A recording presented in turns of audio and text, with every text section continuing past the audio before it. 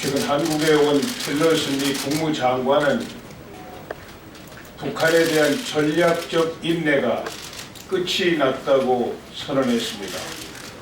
트럼프 미국 대통령도 트위터를 통해서 북한이 수년간 미국을 갖고 놀았다, 이렇게 불신감을 토로했습니다. 틸러슨은 또 일본을 미국의 가장 중요한 동맹국으로 규정하면서 한국에 대해서는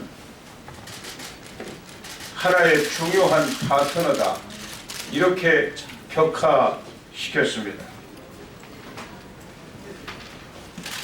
또 서울에서 중국으로 간 틸러슨 미 국무장관은 왕이 중국 외교부장과 대화에서 중국이 북핵 문제 해결을 위한 역할을 해줄 것을 요구했습니다.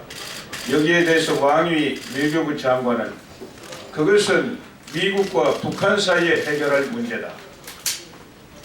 북핵 문제는 어디까지나 평화적 외교적 수단으로 해결해야 한다. 그리고 이미 다 죽어버린 육자회담을 들추면서 육자회담에서 논의해야 된다, 이렇게 말함으로써 북핵 문제에 대한 중국의 능동적이고 그리고 긍정적인 역할에 대한 우리의 기대에 찬물을 끼얹었습니다. 이제 한반도의 핵 위기는 폭발점을 치닫고 있습니다.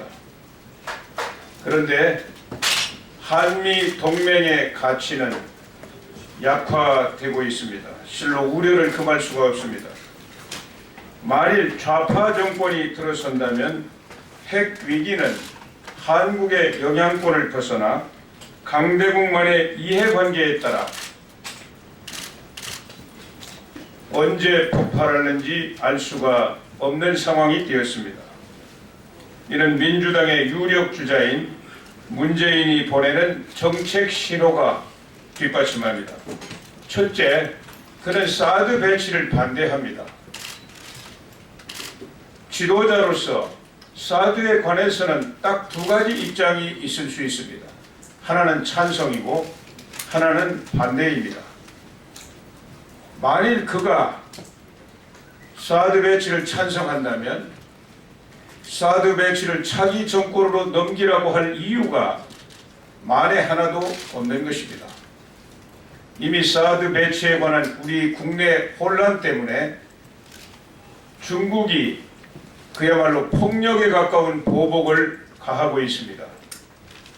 따지고 보면 이 중국의 폭력적인 보복을 불러들인 것은 전적으로 야당의 책임입니다.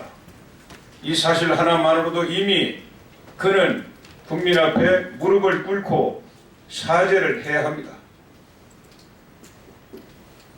만일 그가 사드 배치를 반대한다면 지금 사드 배치를 하더라도 내가 대통령이 되면 사드를 철수하겠다, 이렇게 당당하게 이야기를 해야 합니다. 그렇게 이야기하면 국민의 저항이 일어날 것을 겁내가지고 애매모호한 화법으로 차기 정권으로 넘기라고 이야기합니다. 그야말로 국민을 기만하고 있는 것입니다.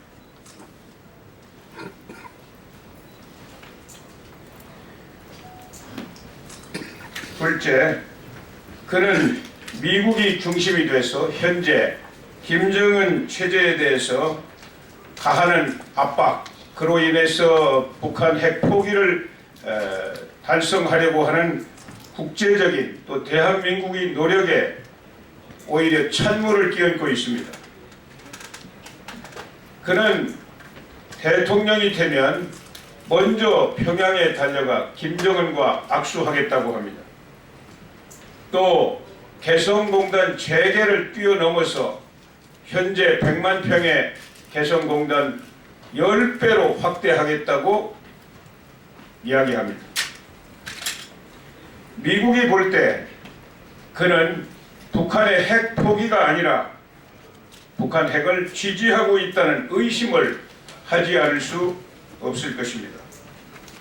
셋째, 그는 전시작전 통제권을 환수하겠다고 주장합니다.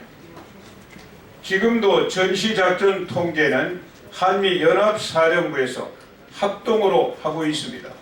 한미연합사령부가 세운 작전 계획은 한국군의 통수권자인 한국 대통령, 미군의 통수권자인 미국 대통령 두 사람의 승인을 얻어 통제하게 되어 있습니다.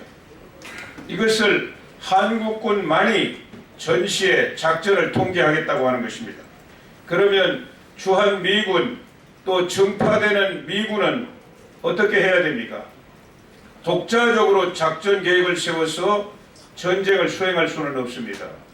남의 나라 땅에서 외국 군대가 독자적으로 작전 계획을 세워 추진할 수는 없는 일입니다.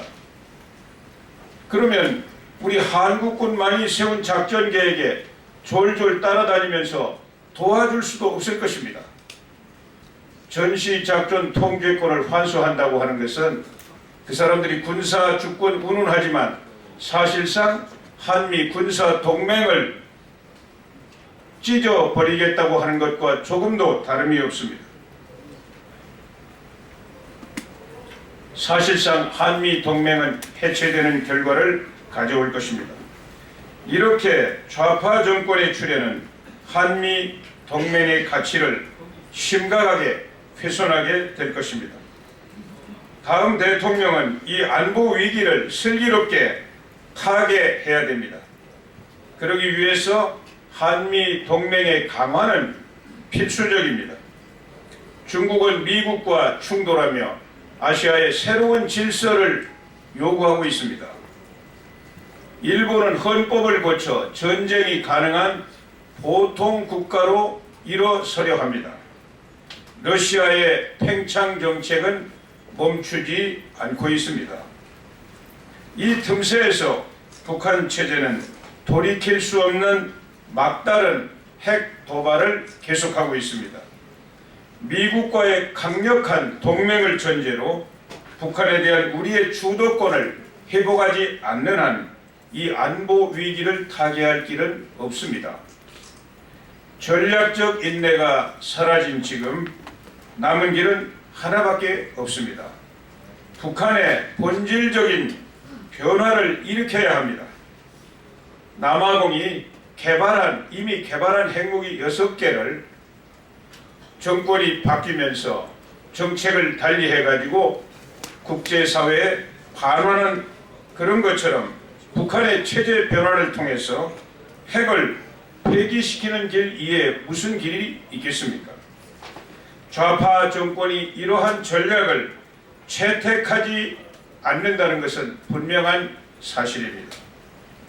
제가 대통령이 되면 국가적 의지와 역량을 결집하고 국제사회의 협력과 공조를 강화해서 반드시 우리가 주도적으로 북한 체제의 변화를 유도하고 핵을 폐기시키도록 하겠습니다.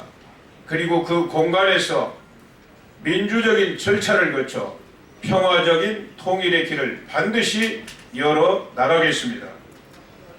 이제 이 안보 위기를 이렇게 슬기롭게 타개하고 통일의 문을 열기 위해서 좌파 정권을 반드시 막아내야 합니다. 저 이인재가 앞장을 서겠습니다. 감사합니다.